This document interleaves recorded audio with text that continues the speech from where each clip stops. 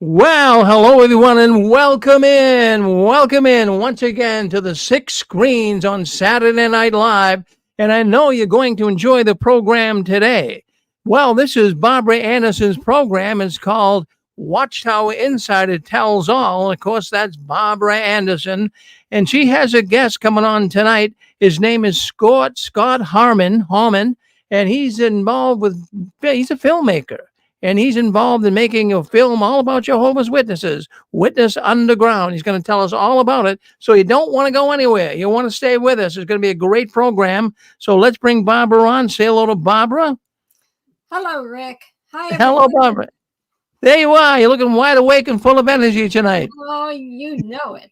You always look good. Thank you.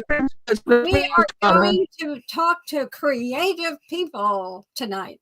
And I always talk to very interesting people, but music, no, I didn't know many people who were into music because I was into religion. But tonight we're going to talk about both. Well, there's your man. Yeah. That's Scott. Hello, Scott. Hello, Rick. Hey, Barbara. Thanks for having me on. I'm so excited to talk to you both and the audience tonight. Well, we're looking forward to it. So I'm going to step out of the scene. I don't hog it. I don't talk to Scott, but I want you to talk to him. All right? All right.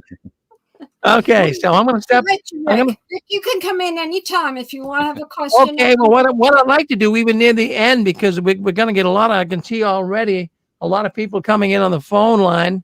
And we're on 10 different networks right now, Facebook, a number of platforms on Facebook and Twitter. And I do see there's a number of people coming in, so it's really got the buzz going. So what we'll do here is near the end of the program, maybe the last 10 minutes or so, I would like to open up the lines and have some people ask Scott some questions. That be all right, Scott? Absolutely. Ready for it.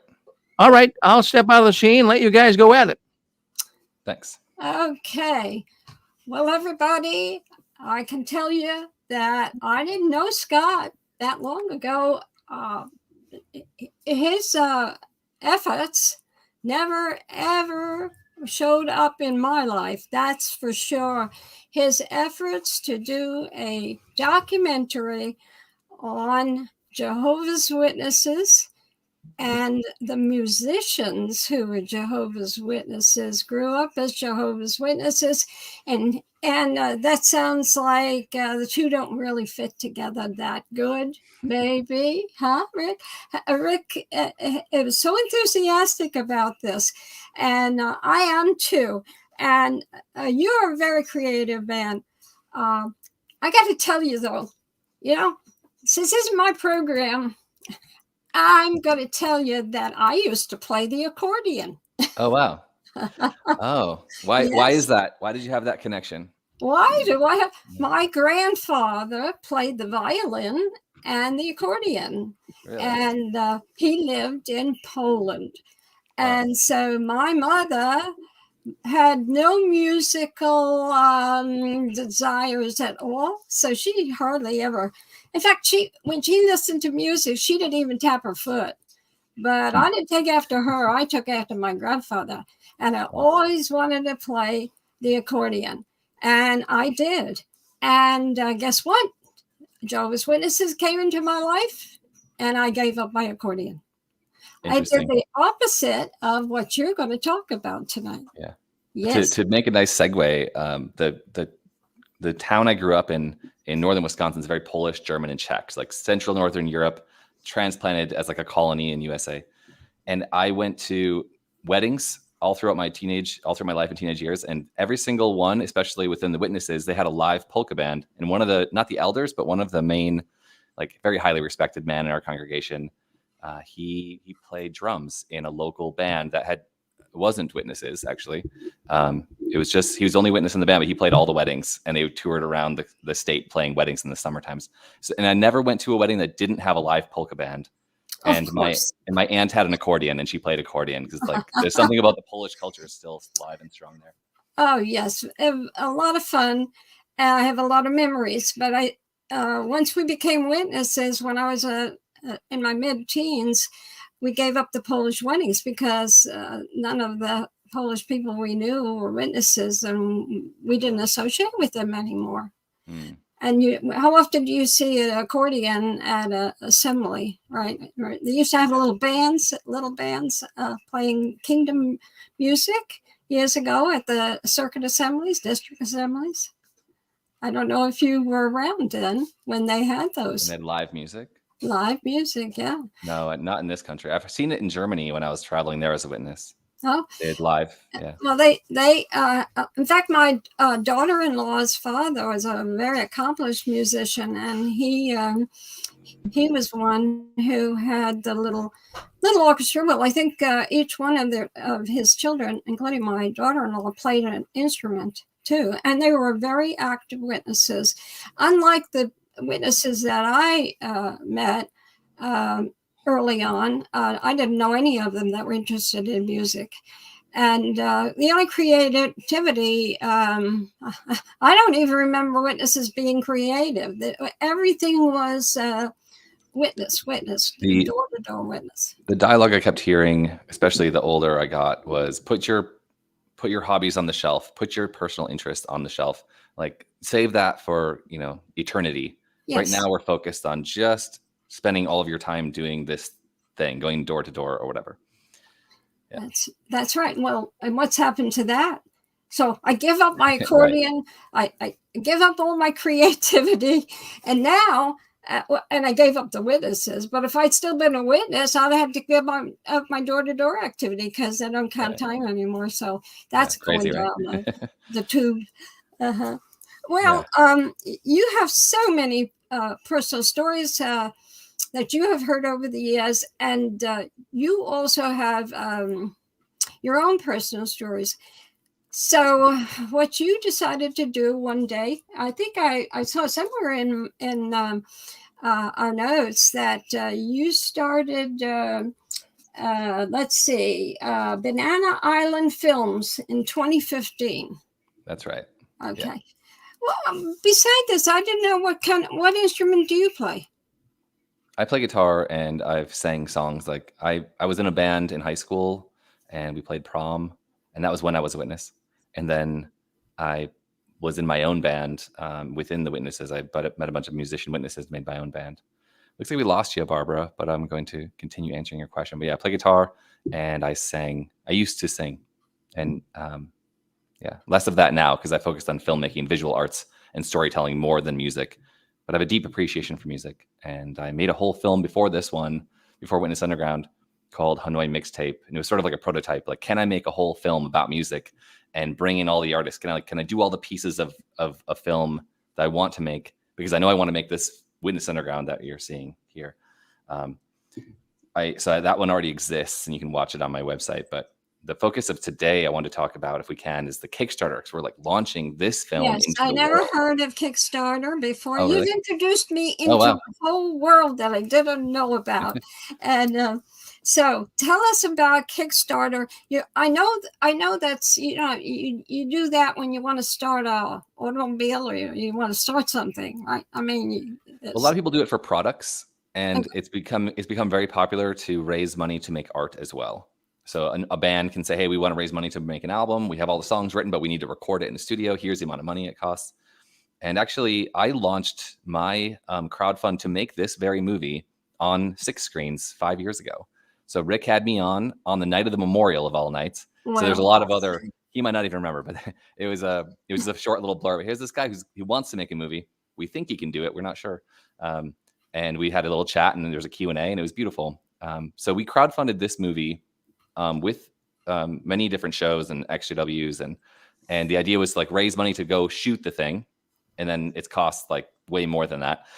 But we ended up finishing it, and now it's ready. So the Kickstarter, the idea is that you do like a year or two worth of marketing all in like 1 month of time, and then you do basically pre-sales of the movie, of the music, of the soundtrack, of all the things that people would want actually. All in a short time, in 1 month. So right now we just finished our 12th day, and we have a total of 20 more days to go. And if we don't get the level of the money we're asking for, we don't get any of the money at all. And so it'll all have been for nothing. So it's really important that we get the reach we need, and we impress everybody enough so that people can kickstart the beautiful thing we're trying to do. And wait till we tell them what has happened that is a positive.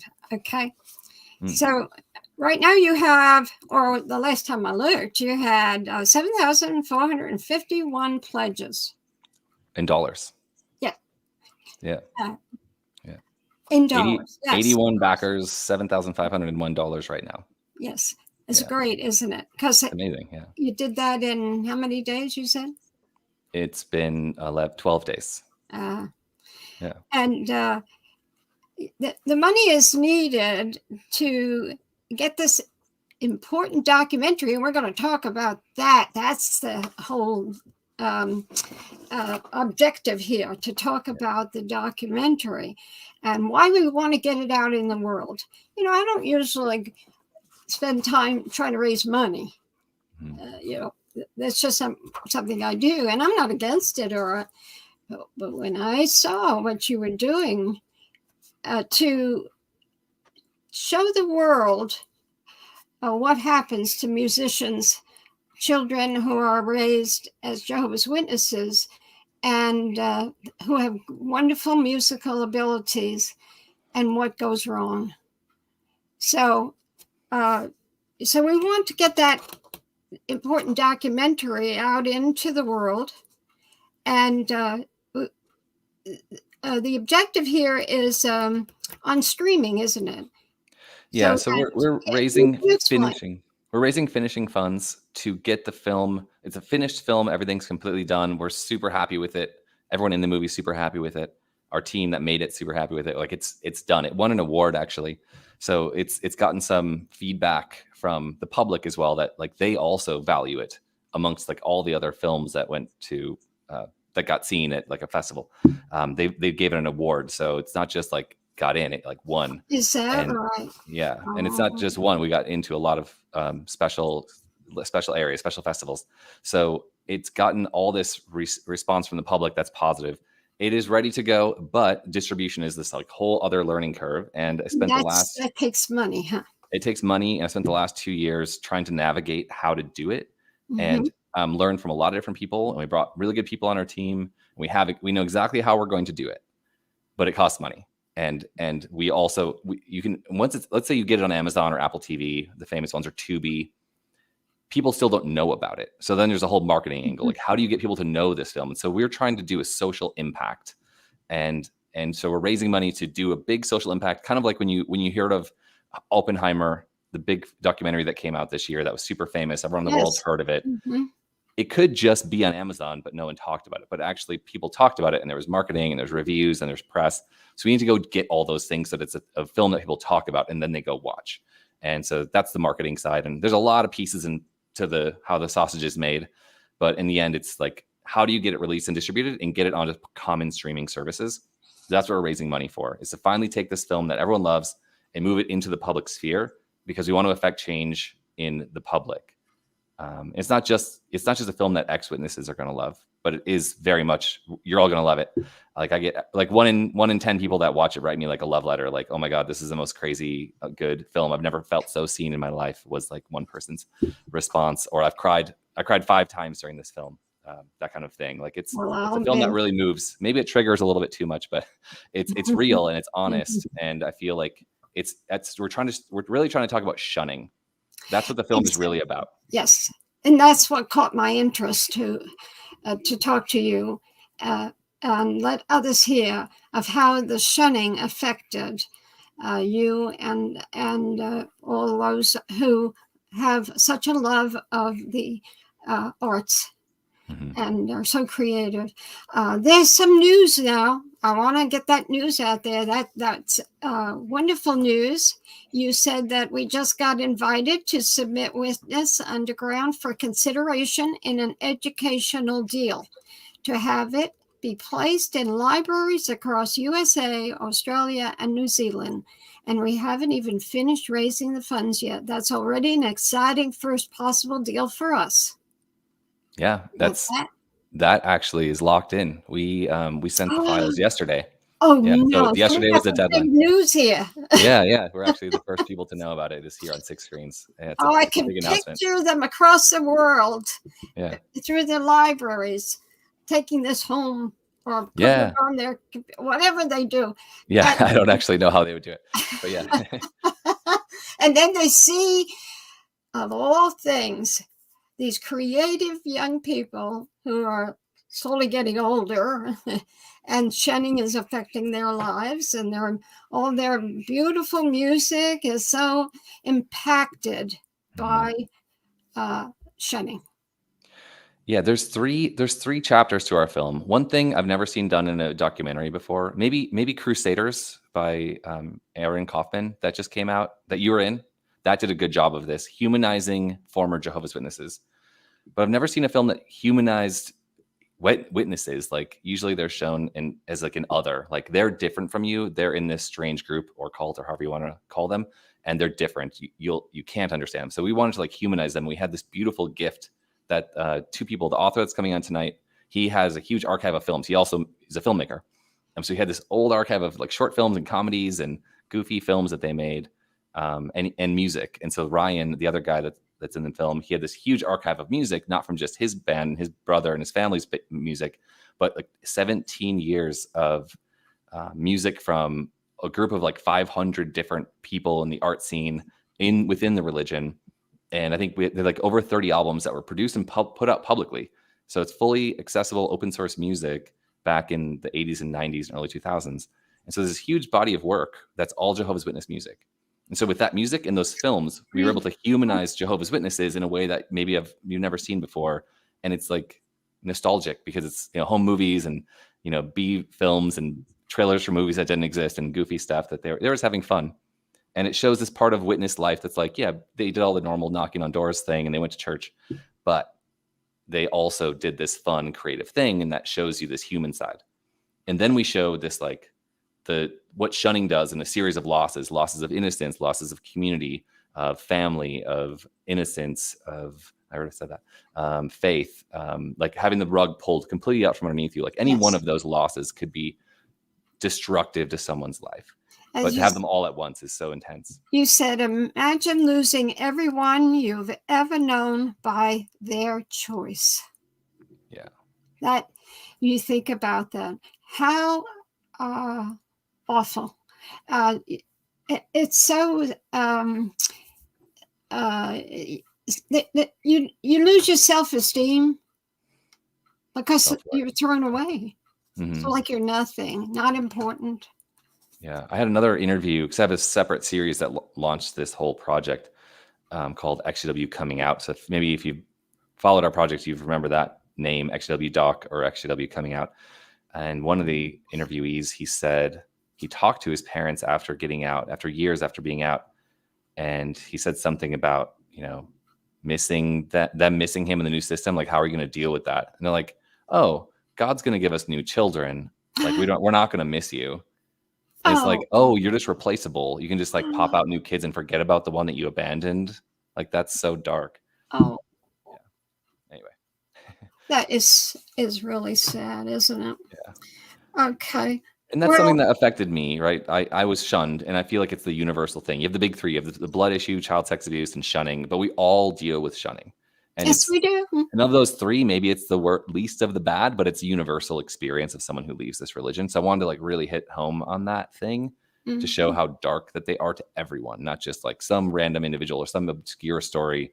The audience might, someone might think that about someone who died from a blood transfusion or not getting one, or as a martyr. That might feel like a one-off case, but with shunning, it's like, no, this religion teaches people to do this emotionally abusive thing that we don't even do to our worst prisoners, or at worst, that's like what they get for a week or two or a month is solitary confinement. But it's like the rest of your life, you lose these relationships. They destroy your family. And that's the darkness that I wanted to expose to the public. This isn't just a benign religion of people who are, they love Jesus and they don't celebrate birthdays for some bizarre reason. No, they're like a dangerous group, and they're your neighbors, and they're like poisoning the ideas of their own children and possibly, you and your other neighbors by knocking on their doors, trying to expose, tell them some bad ideas and change their lives for the worse. And so I want to expose. It's a form of isolation. Even if you have so many people around you, you could be on Broadway, we have thousands of people around you, but you're isolated. Yeah. because you don't know any of them. And the ones that you know don't want to know you. Yeah. Yeah. So that's the second chapter of the film. And then the third chapter is something I've never seen in a film about this religion or any faith group really is well, what happens after you get out? Usually it's just like they talk and focus a lot on the anger and the frustration or the sadness of it all. And we're, feel pity for the people. But I wanted to show, through these artists, they made music on the inside, and that was a way of coping with and trying to, make the most out of a bizarre situation growing up in this kind of culture. And then using music to kind of process their trauma. So after getting out, they made like twice as many albums, and the music was way more interesting and way more deep because they had so much to say and process during that time from the losses and like moving on and trying to rebuild their lives, that it actually kind of showed that like making art, whether that's painting or music or writing or whatever self-expression that you have, it could be building a piece of furniture, who knows, but whatever the thing is, it like helps you process, especially things that have lyrics in them or help you emote something, can shorten the time it takes to go from losing everything to being okay and like looking forward and being excited about your future, or even just being okay with your present life. It's not so much you have to be a rock star and have a successful future, but like just be in a good place and enjoy your life. And so we kind of show that in the third chapter, like this big, like, oh, you can actually do it. And here's a good example. And I also respect them because I understand their process all the way through, from humanizing them on the inside, showing their process on the outside, processing trauma through music and art. And then like, okay, they're just people now in the world, and they're doing what they want to do. And I feel like that's the form of the film. And I feel like it checks a lot of boxes for the thing I always wanted to say. And it doesn't paint us as an other, as bizarro former cult members. Yes. Which, that's right. Yeah. Well, I want to know, how long is the documentary? It's 82 minutes. Mm-hmm. And it has 42 songs. The soundtrack's super important. Really? Yeah. Yeah. Wow. And I'm 42 years old. And I'm a big fan of. What's that? 40 songs? Oh, 42 songs. 42 songs? Yeah. They're not all going to be. There's like a 2 minutes a song, and you got your 80 something minutes. Yeah, exactly. And it was really important. I spent like 3 months like putting the song in, which part of the song, making sure that the beats hit and the emotion feels right, because I wanted to make sure that I carried the viewer emotionally through the film. And that was like one of my big inputs. And of course, I feel like it was my creative addition to the film that was beyond the story that makes it really work and makes people feel something. But at the same time, it's like big props to the artist. Most of that music it's all 100% of it's their music, except for one song that I wrote. That's in there. I snuck one of my songs in there. You got to put stars by that. So where'd you come up with see, this is really the theme of this, the whole deal here. Witness underground. What were you all doing as youngsters? Underground, sort of, right? Witness. You're asking about the title? The title. The inspiration for the title? That's what happened to what you all had to do. In effect, you're a witness, and the key thing in your life is supposed to be witnessing and saving your all of your creativity for the new world, right? But you all are you had to go underground. Yeah, there was some element of that in the religion, because I was in a band, while I was a witness growing up, or I was sort of like, I was in it. We went every week, but I had like a lighter experience than most people. Like I still had friends on the outside, and I had a lot of family on the outside, but like I had to kind of keep it on the down low what we were doing. Oh yeah. And there was some element of that within the people that are in the movie, that they were all upstanding witnesses. They were all active. Some of them were ministerial servants. Some became elders, and like some were pioneers that were in the music scene and the art scene. So they were all like, it was part of their thing. You had to be a witness to be in the thing. And and of that community of like 400 or 500 kids. Did you advertise, or how did they get to know you? And oh yeah, that's one of the unique things about this group, is that they were kind of early adopters of the internet. So in the 90s, they when it was like Web 1.0, they created a website for witnesses and witness music, and that's how I found them. Was through I met some witnesses in Madison, Wisconsin. It's like one state away. This is Minneapolis-based film. Madison, Wisconsin had some witnesses I met that were into music, and I liked them. We hung out and they were cool. I'm still friends with them to this day, and everyone's out, basically, most of those people. But they were like, have you heard of this music scene? We're friends with some of these musicians in Minneapolis. And they're like, check out their website. And I was like, oh, they have a website? There's only like 4,000 websites on the planet. That's so cool. And now it's, everyone has a website. There's 8 billion websites. But at the time, it was really unique, and you could like go listen to their music live, and you could download stuff, and they would show their posters when their next concerts were going to be publicly, so anyone could go to their concerts. And I just wrote, because I'm doing the crowdfund, I wrote to like basically every single human being I've ever met in my life, everyone who has an email, and I wrote to this woman, Claire Monasterio, long time, but it was fresh in my mind. She was someone on the outside, but she knew everyone in the Witness music scene. But she would go to the shows, and like we would hang out with her. As musicians, because she's also a musician, and it was like a Minneapolis music scene, even included people outside of the Witnesses as well, because they were public about their music, and somehow they got away with all of it. And it was sort of like, just don't tell the wrong super down the line circuit overseer, and you'll be good. Like they don't need to know. When they trade cassette tapes, and like they sell CDs at shows and have house parties, and the band plays in the living room. It was all very like low level rock star. It wasn't really. They weren't really going for fame. They were going for art. And you were enjoying yourselves. You weren't going to make a career out of it, because you're all going to go to Bethl, and you're all going to, One of the guys did. The guy who had made all of the films, he went to Bethl actually. But yeah, I mean, I think more so wanted to become like, take it on tour, but then doing the hard work of being a rock star when you're 20 years old is sort of like. First of all, we were fighting the religion. They're like disfellowshipping with my bandmates is really annoying, because I have to go then replace the bassist every 4 months or every. Who would think of that? Now, that didn't even enter my mind, but that would be an interruption, wouldn't it?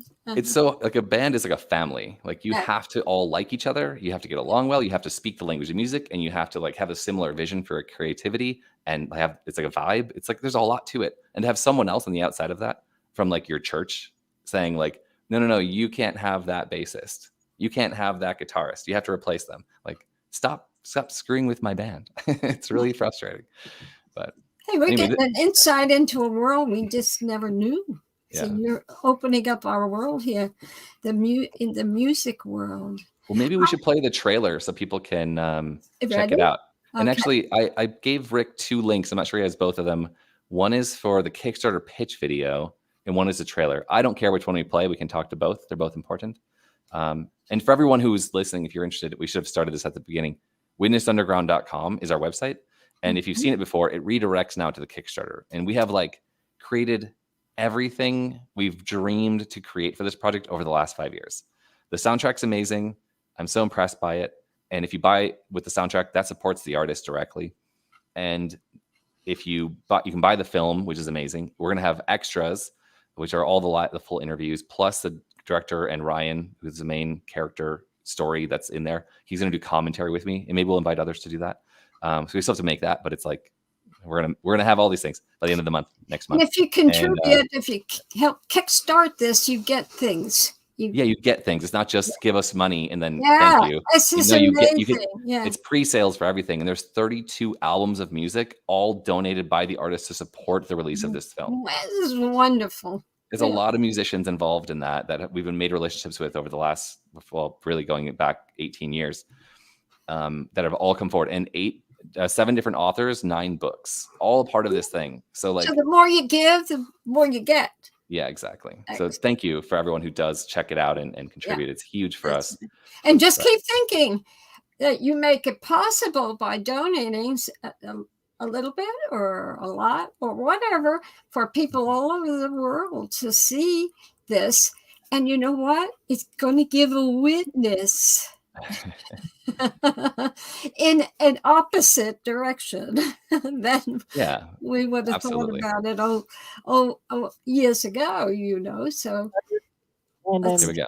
Doing a demo tape on the modern audio equipment that our studio has, just in case you want to come and record in our modern studio.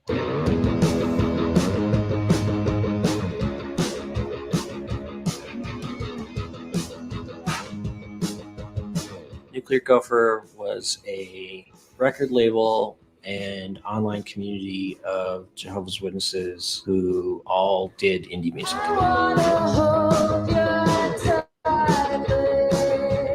It just blew up, but it all stayed in these weird little bounds. Witnesses can listen to music. It's not like a Footloose situation where like the preacher's like, no music ever. But stuff is frowned upon. You need to really beware of that disco beat, because that disco beat invites the demons. This is not inviting the demons. It's Lionel Richie. They think that any moment now, God is going to destroy the world. At 17, I basically thought to myself, what am I doing? Is this how I want to live my life? Like, do I even believe this? If they just treated people all right and had some kooky beliefs, I could totally live with it. But friends who committed suicide because they're gay and they're a witness, everything just changed. Music was my savior at that point. The moment people started taking it seriously is the moment that someone would start to, well, maybe we shouldn't be doing this. We started talking, and she's like, well, so if we split up, would you still be a witness? What I actually said was, no, I don't believe any of it anymore. And I never saw her again. It's your wife. Yeah, I never physically saw her again. It was an orphan, hidden this before I saw God. Nuclear Gopher was very special. It created a space for people to be eccentric and creative, and also as healthy as you could be in that culture. And while it lasted, it was like the best.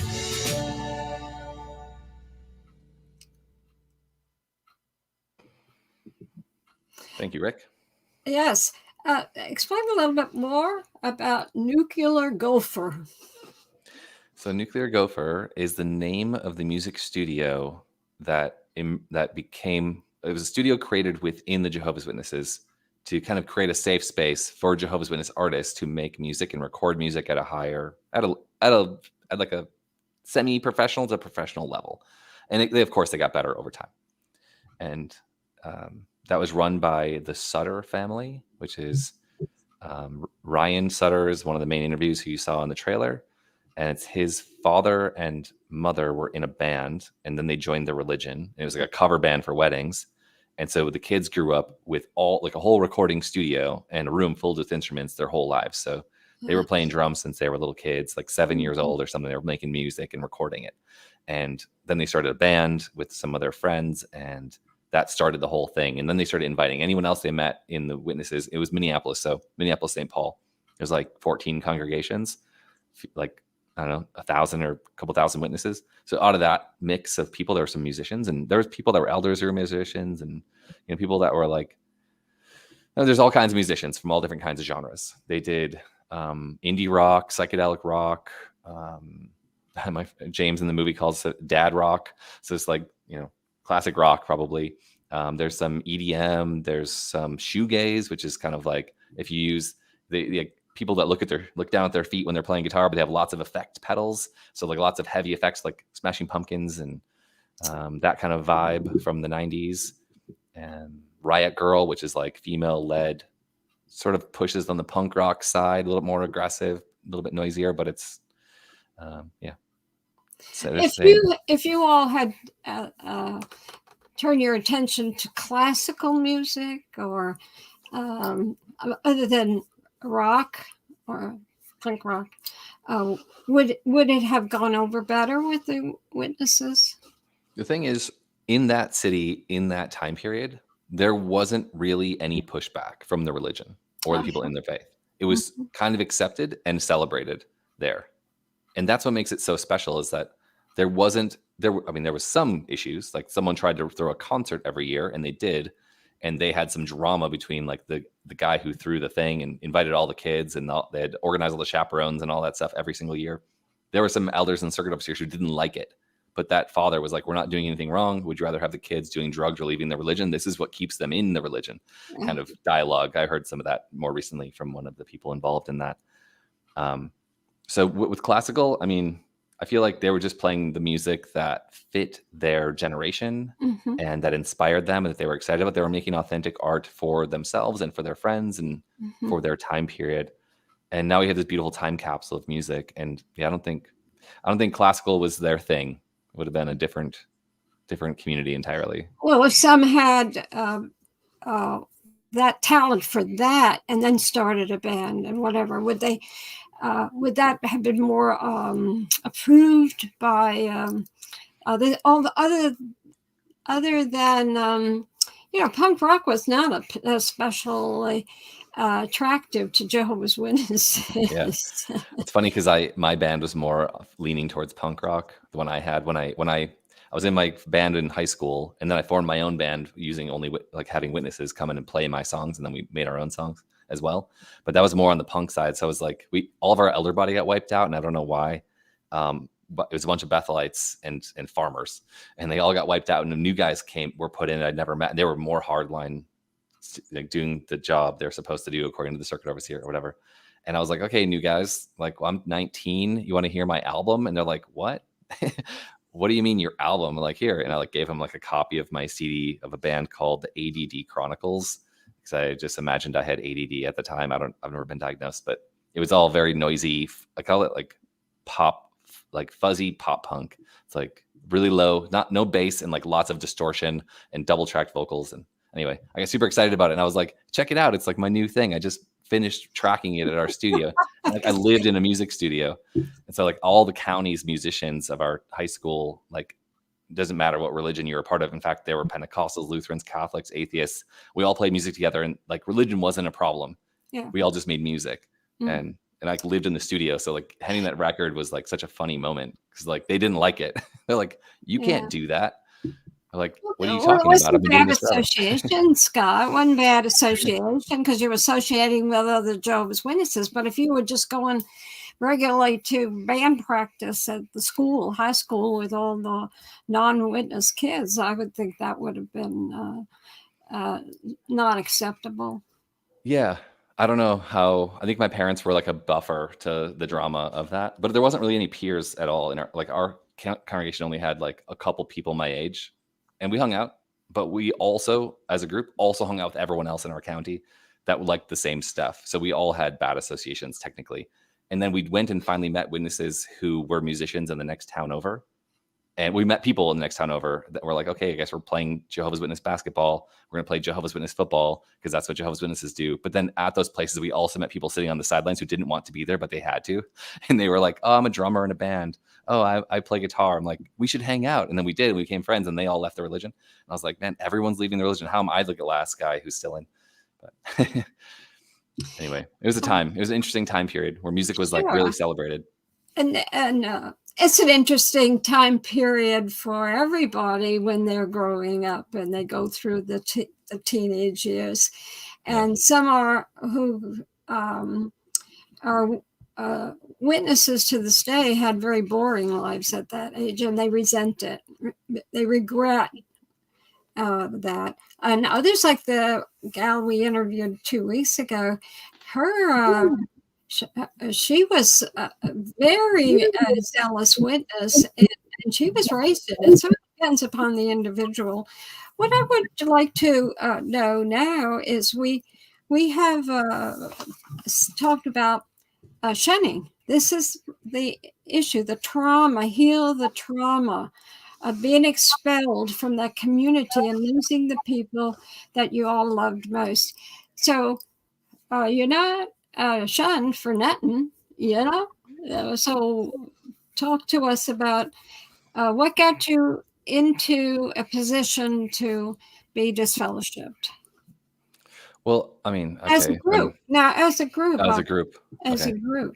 Or individually, you're all, you all have likes and dislikes, do your own thing and whatever. But as a group, is this documentary going to show as a group of musicians you had more shunning than anybody else in the organization, or what? No, I think the point of doing it with musicians was that I could make it entertaining and really, through the power of music, help connect the topic to the emotions.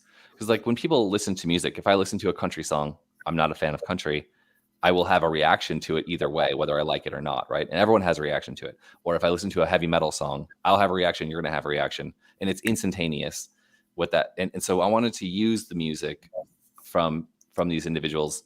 I thought I could tell the story of shunning better with musicians than just having someone sit in a chair and talk about how they miss their mom. which I also tried doing that, and I didn't ever release it because I was like, oh, it's just a sad story. And I thought, we have so much power in music and so much to celebrate in their, like, we have this sort of like downfall of them losing everything in the film. At the same time, you have this amazing rise of people becoming, like, finding their voice through self-expression. And I think it kind of came through the process of making the movie that, like, a realization that I had was that probably making music in the religion was a way for the individuals who were doing it, writing lyrics and like emoting something and like putting that out in public or recording it and sharing it with people as a way, like, hey, I have something to say, which witnesses don't really have a way to do that personally with what they want to say. They're told what to say and how to say it, following the corporate line that sells books, that sells immortality to people. And if you don't do that properly, like, you're getting told all the time, like, no, we wouldn't say that. We would say it's just wait in the new system until the new system comes or whatever. But instead, these kids are like, yeah, but I like really hurt right now because I just broke up with my girlfriend or my boyfriend, and that I want to say something about it because it sucks, and I want to, and then now they have a song, and it's like a little journal entry that they can go back to, and everyone can celebrate that because they all also lost a relationship with somebody important when they were a teenager. Or whatever that thing was, like, they were finding a voice, and there's really nothing like that in the witnesses where you can find your own voice. You can adapt you can adapt what they do and try to say it in your own words, is what they like to tell you to do. Be authentically you when you're preaching about the Watchtower or the Awake, or opening the scripture and talking about what scripture you actually care about. But it's still just following the party line or the corporate line, if you will. Did you find that the music was an outlet for your frustrations and difficulties? The teenage years are difficult. We all say that. But, absolutely. Was for me, that's true. Basically an outlet, or because we say creativity, that is something that it's like automatic. If you're a genius at something, you're a genius at that, and so you just lean towards it. But in this case, did the kids who got involved with the music, are they great musicians to this day, or in their world of music? Are they good, or was this just an outlet to get through the witness world? You understand what I'm saying? Yeah. No, so they were, of course, they started out at the beginning, like everyone else, when they pick up an instrument, with like more raw sounds, but they were influenced by some really great artists, and they learned those songs and then made songs similar to those, like the Beatles or Pink Floyd or something. But then they became really good, and they kind of found their own genre. I mean, Cindy Elvendahl is a great example of someone who has an incredibly powerful voice, and she's like a genius when it comes to melody and vocals. And that came over time by making a number of albums worth of her own original music and having a lot of support through other artists, like, backing her up.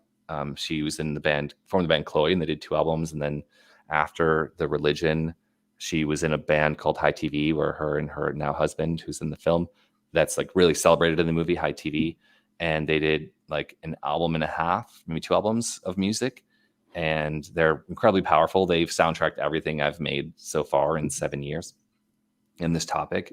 And the film really like puts them on a pedestal. Like, it's their music, it's her voice, her music. And you sort of see that rise. I would say, like, the people that are highlighted in the movie are incredible musicians across the board. And they keep on making music, and they have new projects right now. Like Ryan's releasing a new album right during this campaign. It's a part of the campaign, actually. You can get Capistrano, who's rapping in the studio right now. And Cindy and Eric have a new project out that they're not public with yet. They've played a couple live performances in their city, but they haven't put anything out yet that's available. But they're live musicians, and they keep on working. Chad Rieger put out Ghost Army as an album that he fronted with 2 other artists, and it's a really solid album. It's also in the campaign. They're incredible musicians. Like, I think that you'll be so surprised. Even as witnesses, they were making really, really powerful music, especially emotionally, and then lyrically and musically, they got really strong after leaving, which is perfect. And it sort of it's a few things. It's like first they like honed their skills. They got their 10,000 hours in and they became professional level before leaving the religion. So when they were out, they were like, well, now I have a lot of things to say. And I feel like I'm empowered by saying it. And they packaged like the process of leaving the religion while they were physically and mentally out into an album. And then they have like their I Just Left the Religion All the Way album. And then there's sort of like another album that comes after. And a bunch of artists have like 3 albums like that are in this campaign. And that includes Ryan. He talks about at the end of the movie with his 3 albums. There's another one, Blue Skies. He did 3 albums and his 3, like his in, and then his leaving, and then his I'm Fully Out. And then there's another one who I love. It's more recent. And we put his, he like warps kingdom songs and kingdom melodies and does like psychedelic rock manipulation and voice manipulation on some of the governing body members. So we took one of those voice manipulations of Tony Morris at the beginning of the movie, and it's in our pitch video, which hopefully we'll be able to show you. He's like, stick with what we have authorized, you'll be safe. But he did like a voice manipulation that makes him sound like a robot, like demon. Like it makes him sound even more evil than he is, but maybe exactly as he is, as evil as he is. But anyway, so like his 3 album trilogy is amazing. It's called Hymns of a Millennial's Dawn, and then Stranded on Saturn, which has like a space theme. It's almost like a psychedelic feeling. Mrs. Russell wrote music. She was oh yeah, yes, she did, and the songbook for one of the first songbooks, that was hers, and she wrote all the music. I think she could play the organ. I'm not switching this. I'm just telling you that you brought that up. I mean, she was a very talented woman. But that was associated with religion, so it was okay. Yeah. You know, the hymns, you said the hymns of the millennial. That's what, I think one of the, if I remember correctly, there was one of her things that was called that. Very much. Like that. Yeah, then he came out with Stranded on Saturn, and then he came out with Bloodless, all like within 1 year, 3-album trilogy. It's like those are all part of the campaign. And like his stuff's amazing. Like they're all really, really good artists. So, but I think that you just brought up something interesting that could segue really well into the later part of the show we're going to do in like 20 minutes, where we invite authors on. You should talk about your book. I don't know if you're interested in pitching that to get into the literature side. No. Is it a full secret? Well, I was just so fascinated by the history of the witnesses. Of course, I got acquainted with it when I was working on the Proclaimers book at Bethl. So then when I had so many assignments to look up this and look up that of the past history, it was a real revelation. But you have to consider that those folk then, you got to know your audience. It was a different world. You know, what was acceptable then, pyramids wouldn't be acceptable in a religion today. You know, it's what is acceptable. Now with the witness musicians, did you feel like that it was the music that took them out of the religion? Or did you feel and know those who stayed in the religion to this day that were part of your early group, but they wouldn't give up? I mean, their belief system is so strong. So tell me how that works. So there are some people who are in this community, Nuclear Gopher, and they later changed the name when so many of the people in Nuclear Gopher left their religion and were vocal about it. They changed the name of the music community to something else. And we talk about that in the film as well. And this film, it really celebrates the music, and it really celebrates the people that were a part of that to humanize the witnesses. And anytime someone who's an active witness in the movie is shown, we only do so with respect, because we care about those people still, and they're valuable. And that's even good. They're even family members of some of the people that are talking about the project. So anytime they're shown, we're very, very careful that they're only shown in a positive light. Mm-hmm. And even though some dark things happen, to believe what they want to. So, but I would say that to answer your question, yes, I think that finding your voice through art was what was happening, even if that wasn't what their plan was. And you called it coping. Like, it definitely was for me. And I also wanted to like become a rock star as a teenager. That didn't happen. And that's fine.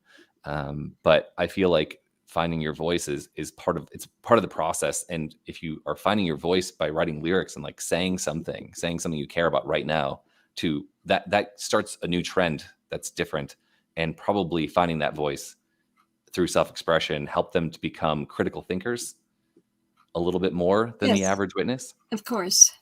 And you're also associating with people you didn't normally associate, who are critical thinkers. They're critical thinkers. Some of the people you're talking to that you would normally talk to. We go door to door. We talk to all kinds of people, but we are there to tell them. We're not there to listen to them. Yeah, but right. in your world, it's broadening, very broadening to meet creative people. Because then, I've noticed that if you're creative in one thing, you're creative in a lot of things, and not necessarily one. Yeah, that's actually interesting. Like James is coming on later. He was a filmmaker, and then he started writing books. So now he's an author. And that's true of Ryan in the film, and like Eric does coding and he does songwriting. So there's definitely once you're a little bit creative, it's like there's a lot of worlds you can go into to express yourself or try out. And a lot of things that you can touch on. I think when I was at Bethl, the big music stuff was Michael Jackson. Okay. And he came to Brooklyn, and I was invited to go out in service with him. Really? Wow. Yes, absolutely. That's amazing. And on Saturday, and so I'm invited. So I go home. I'm really thrilled because I really wanted to go out in service with him. I had questions to ask him. And so I go home and I tell Joe, I said, hey, this weekend, I said, we're invited to work with Michael Jackson in service. And he said, why would I want to do that? And I said, my husband is a true elder, right? Why would I want to do that? And I said, I got a lot of questions I've got to ask him. And because you see, in our congregation, the kids had big pictures of Michael Jackson hanging in their rooms and everything. These are witness kids. So you see the music, the influence music had over the witness kids. And then as the years passed, they were leaving the witnesses. So then you look at well, don't get involved in that. Don't get involved in that. Well, my husband said, well, I have to meet the group Saturday morning. And I don't really think that I should go to the Bronx to meet Michael Jackson to go out in service with when I have my own group to go. I mean, he was just so logical and everything. So I missed out on this. But oh no! So they put another couple worked with him, and the fairly comical experiences they had with him. And anyway, I was walking to work one day, and a fella who was in the service department. He and I started talking we walked together. You come outside the big building and you see people and you start chatting. And so we walked together, and I said, guess what? I said, I was invited to, Joe and I were invited to work with Michael Jackson last Saturday in service. And he said, you were? And I said, yeah, I really were. But Joe didn't want to really do that. And I said, so we didn't get to do it. And I said, I have questions to ask him. Like, I got to tell you this one. My one question was, you ain't going to like this. I wanted to ask him why on the stage he kept grabbing his crotch. I'm a mom, I'm a boy. Why are you doing this? And you're a witness, see? And so, so the fellow I'm working with, he's an older, very, very important man in the service department. And he said, I wish I had known. I would have done anything to work with Michael Jackson in service. So you would think, they wouldn't, and he would have agreed with Joe, but he wanted you to. He said, why would you want to ask a question like that? I said, as a witness, I thought it was a bad. It wasn't bad witness.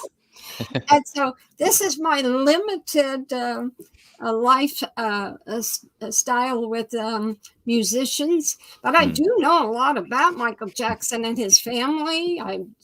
So how did you guys? Did you? I mean, you looked at the world. He was a witness, and I mean, he made certain that when he went to do one of his concerts, his I believe it was his one sister, she made the arrangements for field service and meetings.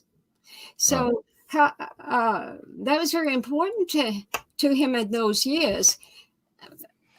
How does all this fit together? You all are going into this, and we older folk are standing there going, this doesn't fit our system of worship. You know, I've heard a lot of people from the Northeast say that this would never have happened in New York or never have happened in the Northeast, and nothing like it did in their minds. I have met a couple of people who said, yeah, there was a band or a couple bands in their area. I don't remember what state, but like in your region. You said you grew up in Long Island, right? Yes. But in the Midwest, Great Lakes area, like it was really casual. Like, I don't know. I think music was like in my home, the next congregation over had like 3 or 4 elders in a band together, and they would play like 80s hair metal. And they would do that in the evenings after doing their field service. And it's like the elders were doing it. Like it was just normalized there. And I heard it was normalized in Southern California or all across California. And I also knew a music scene happening in Portland area and Seattle. So it was around in maybe more liberal areas, or maybe farther away from Bethl, you get more creative expression and people are sort of chill about it. But I mean, the West Coast is pretty chill in general. And the Great Lakes is just more like practical. They're like, music's not bad. They could be out, doing drugs or something. Yeah. So. Well, look at Gary Alt that I interviewed a while ago.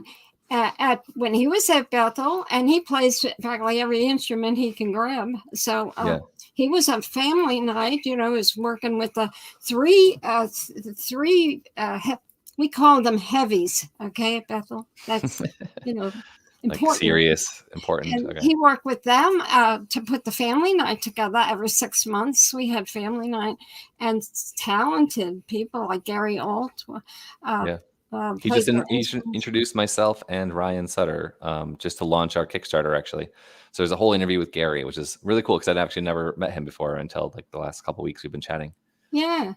He's doing a really cool thing. There was a Shane Metchin who you mentioned to me when we had a call before this out in New Zealand. Is working on some activism out there. I actually want to talk about some activism before we bring the authors on, if we can. We have we have 15 minutes left. But Shane had a channel in New Zealand. He was doing a lot for like a year. It's like XW Moving On or something in that vein of like, I can't remember the name of it. But Gary now runs that Facebook group. And so we've been talking about, bringing on musicians and artists and authors, because it's a way to show like, oh, not only move on emotionally and like get through some of the trauma, but I also here's a thing that records it. Now you can go listen to my music or read my book about how I processed, how I used to think. Here's what I went through, and here's where I am now. Kind of pieces of art that if you haven't worked through it, or if you have, you can relate to it in a way that I think he's interested in doing that, and also on our podcast, the extension of Witness Underground, the film that we're raising money to release. I also have a podcast I've been doing for 2 years. A lot of it I do with Ryan as a co-host, and I have a lot of people in the movie on at different times, and a lot of musicians on, a lot of musicians that are in the crowdfund. We also have those musicians on. We have authors who are in the crowdfund. We have those authors on, and we're always looking for more musicians and more authors to come on, because we want to support the arts. We want to like help people get this piece of art that can help them process and go from I'm frustrated with the Watchtower to I don't care anymore, and to then what am I doing with my life, because I want to focus on me and like enjoying my life and not worry so much about the drama of the religion anymore. Yeah, but the religion wants you to focus on the religion. They don't want you to focus on yourself. It's got to be the religion. See, see the two. They just. It's like it's oil and water. It doesn't mix. It tries to mix.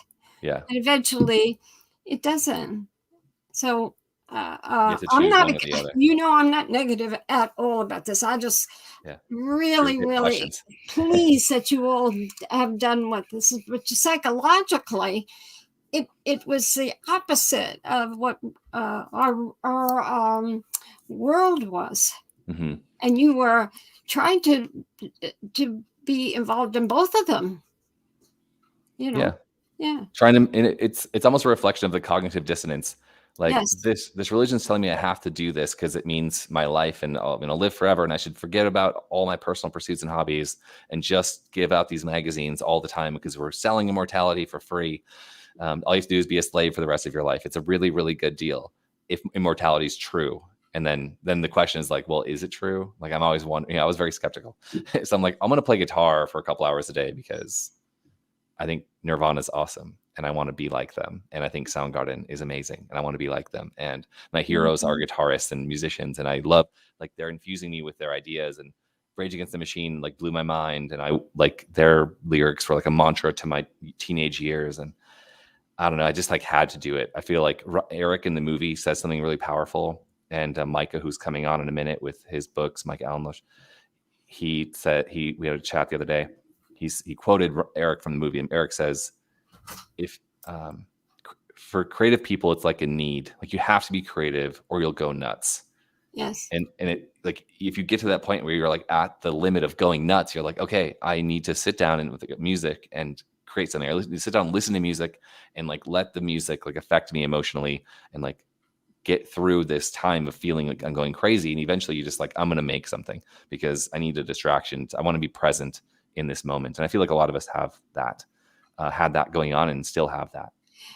Well, that shows that we're also different. And so with this type of religion, there's really not too much room for difference. It's one size fits all. That's a good point. Actually, it's probably part of why most of these people got out at some point. That's right. It's been a revolving door ever since it started. I think it's like 32% retention rate. It's like one of the worst religions in terms of keeping members inside of all religions on earth. That's right. It can't fill all the needs, and all the needs are different. Everybody has a little familiar need that yours might be a little bit like mine, but then there's a whole another one that's so different, and so that's why the religion is a failure. It doesn't actually help anyone. No, it doesn't. It just self-perpetuates. It's like a replication machine. It's like cancer. It doesn't actually do anything positive, and it just keeps on growing. Like, stop. We need to cut this thing out. I'll tell you. Tell a little bit more about the Kickstarter, because we want to really kickstart this thing. Yeah. Okay. How do they do it? I did it. By the way, I did it, and I am not generally a Kickstarter. Thank you. Barbara contributed. Basically, it's a pledge. So Barbara pledged to give Witness Underground money, and that doesn't charge to her account until we're successful. So if we don't hit our number, and the number is $20,000, if we don't hit that number, we don't get it. No one's credit card gets charged. And what's cool about it right now is that you literally get something at every single level, and we're trying to make it the sweetest deal ever. Like, you get the film and the soundtrack at like the entry level, or no, you get the film at the entry level with all the extras. That's what it is. And then at the next level, you get the film, the soundtrack, and a bunch of other stuff. And then the next level is like all the music, it's like all the stuff that you could definitely will love. And then the $100 level is like, oh my God, everything you could possibly dream of to put together into a digital download. The 32 albums, the 9 ebooks. We're getting 1 physical book. We're probably going to send you a record if you like records. You can get the digital version as well.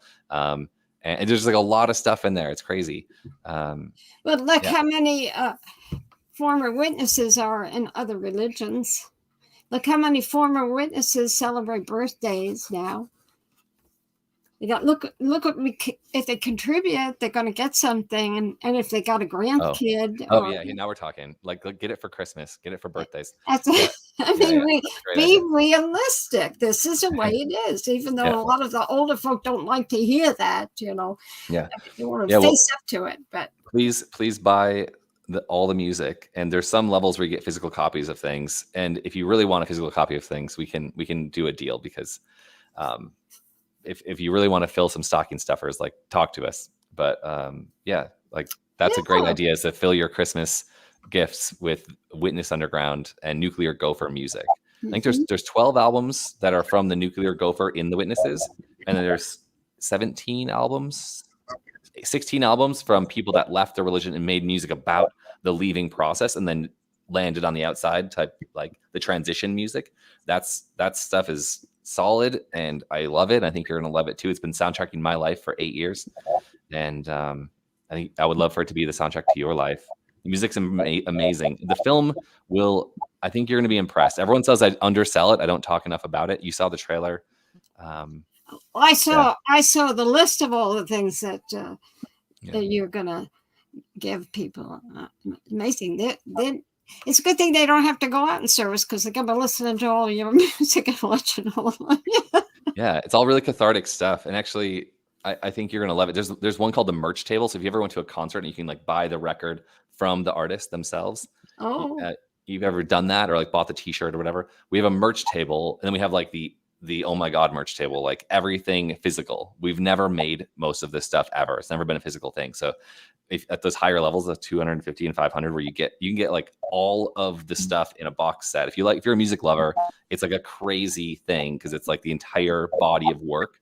And Ryan's the only person who has like a full archive of all the music from the in and the out groups in his house, in his studio. So this would be like, if you buy it, you're actually replicating the Nuclear Gopher archive. And that's like a cool thing for history of this whole thing. I think you're all gonna be blown away by the movie. And I'm so excited for you all to see it. And I really want to, this is like an amazing moment for us to release everything.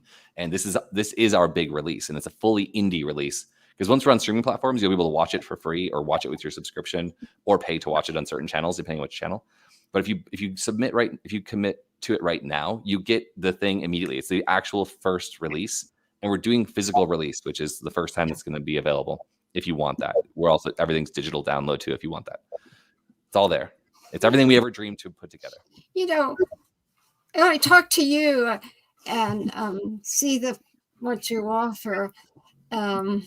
You kind of look differently at people goals. It's not to be a celebrity.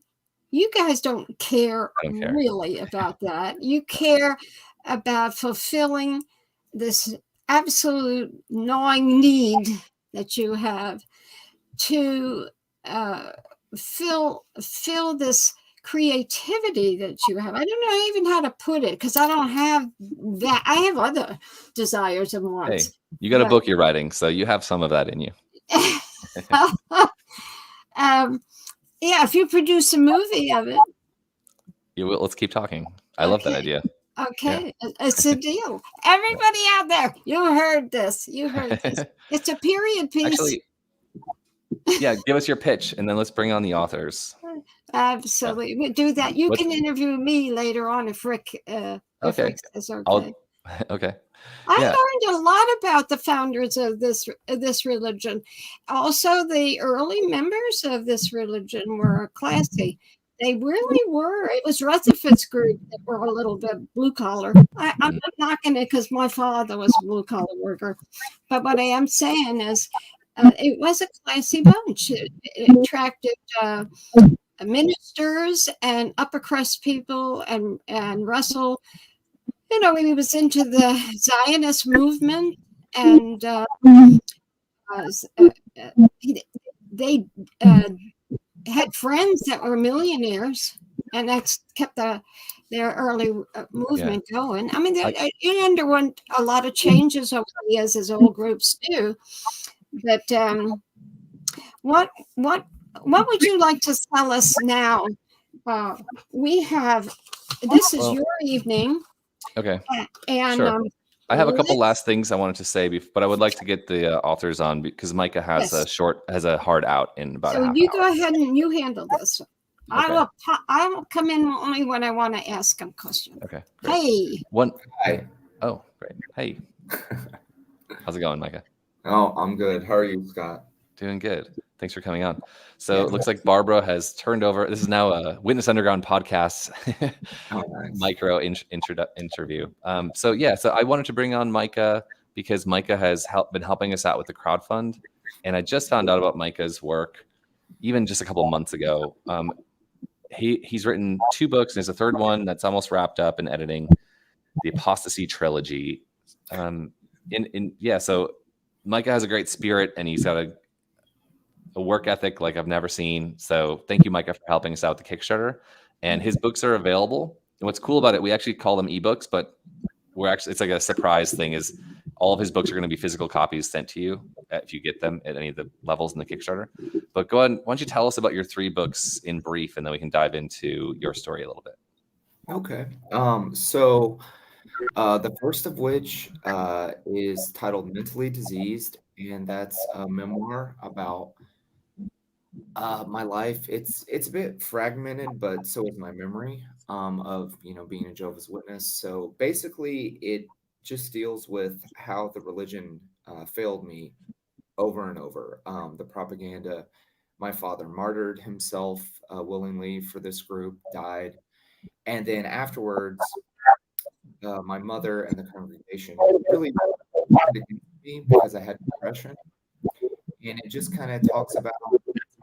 Yeah, it's a story of how I kind of got where I wanted to speak out. And then the second book is a collection of poetry, prose, songs I wrote from the age of 38. So it's really a time capsule. In many ways similar to, Witness Underground. Mike, this is Rick Farron here at the Six Screens Network. I'm going to have you kind of come a little closer to your microphone. Oh, sorry. Yeah. Everything that you have to say. So stay close to that microphone. That is your key to the world listening in. Thank you. All right. Thank you, Rick. Sorry about that. So my memoir, and then my collection of poetry, prose, and songs, titled Speeches, and then Despicable, a horror novella that I am editing right now. Sorry, I can hear a lot of feedback. Hey, Rick, there's a lot of audio coming through from your microphone, I think, just kind of muddying up all the what sound. I'm do is I'm gonna mute me, and then we're gonna really concentrate on Mike here. See if we can't get a good sound on that. Count to 5 for me, Mel. Okay. Out loud. 5, 4, 3, 2, 1. Yeah, stay nice and close like that. That's what we want. Okay, I'm gonna mute myself and see that. Yep. All right. Sorry. So the Apostasy trilogy, first my memoir, which deals with, how the indoctrination failed me and my exit. And then Gangrenous Speeches is a collection of poetry and prose I wrote over 20 years. I started writing after my dad died because I really began to sense a divide between me and my Jehovah's Witness community. And then my first, I guess, work of fiction, which is really cool, I'm excited about. It's Despicable. It's a horror novella that I took a lot of elements from Jehovah's Witnesses and the indoctrination and control, and kind of a place to deal to put my frustration and anger, and also I always loved horror stories. I always loved Edgar Allan Poe, Stephen King. And another feature of my books is they each feature art by a different XJW artist, which is really cool. It's been fun collaborating with them.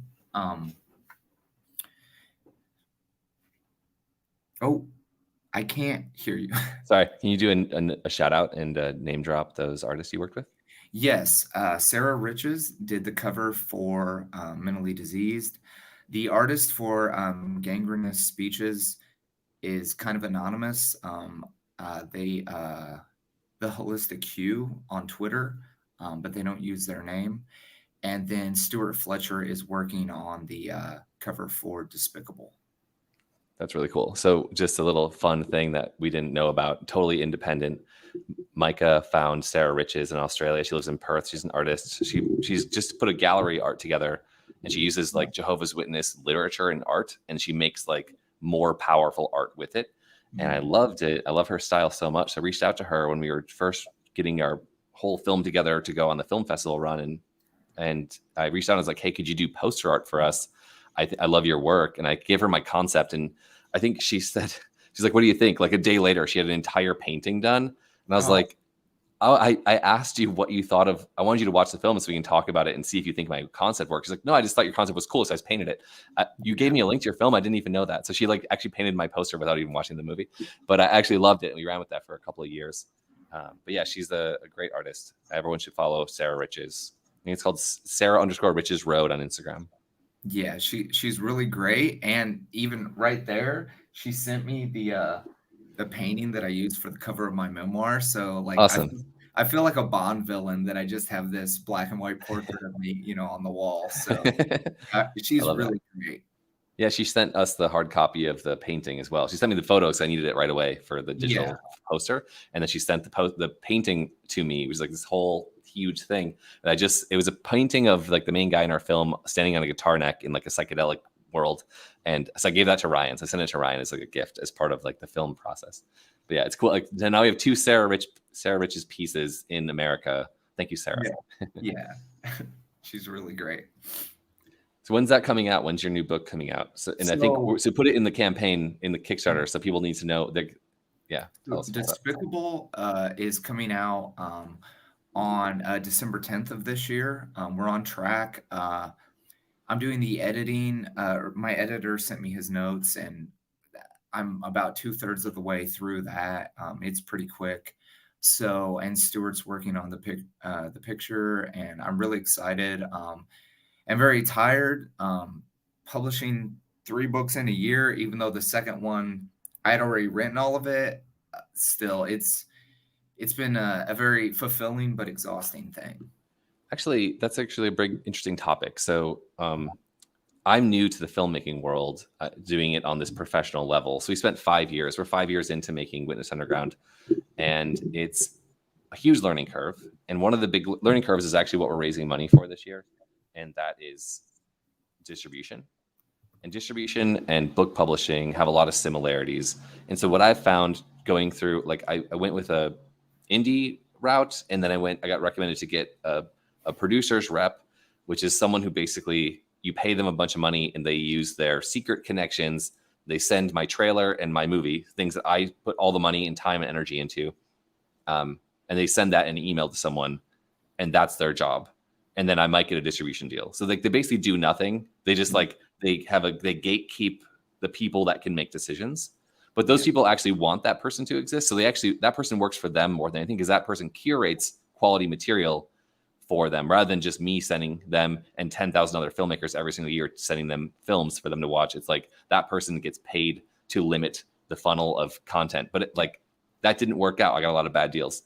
And those deals were very predatory, and they wanted to basically own the rights to my movie for 20 years and make me pay like $30,000 up front as like marketing cap. And then they would take a 30% cut for the rest of the life of the movie. It's like, okay, I learned from reading some books and talking to all the right people that's not the path. That's a path to have your movie shelved forever and never get it out. And I've heard things about that with publishing that. So we're going a fully indie route, and I've learned how to do that from people who've successfully done it many times. In book publishing, can you talk about like what decisions you've made to release your material in a way that you own the art, or what is the path? How does it relate to the things I've just mentioned? So, I mean, originally it was like, well, I want to write a book. And I had written, originally I wrote about 70,000 words for Mentally Diseased, and then I cut it to about 35,000. And so I had that, but beyond that, I had no idea, And so when I was researching, I kept finding what they're called vanity presses, and they're very predatory. They'll say they'll do a press release, which you can do on your own if you want. They'll do all this stuff that you can do piecemeal for far less, but they want $5,000 to sometimes $20,000 up front. Yeah, and like you don't have rights. I saw an interview a while back with Bill Burr, and he said, "You're better off owning 100% of something, always." And He's also, a comedian. He's really great. oh yeah, he's awesome. And for me, like I wanted like the cover of Mentally Diseased is black and white to reflect the black and white worldview of cults. And in many ways, I felt I had been just not even allowed to really fully develop. Like my identity, it wasn't even stripped from me. It was just prevented. And so I was like, you know what? They say people like me are mentally diseased. So when people look up that term online, I want them to find me, and I want my face on a book, because how dare you call me that?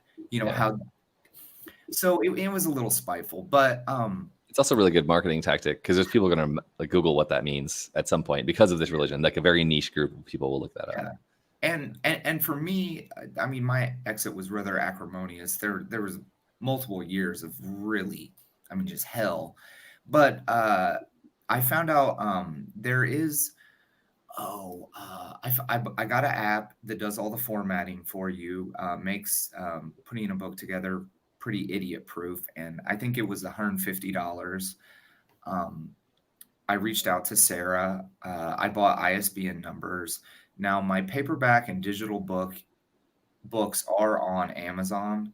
There is a hardcover available that I did through another service, and they came out pretty cool. But I figure,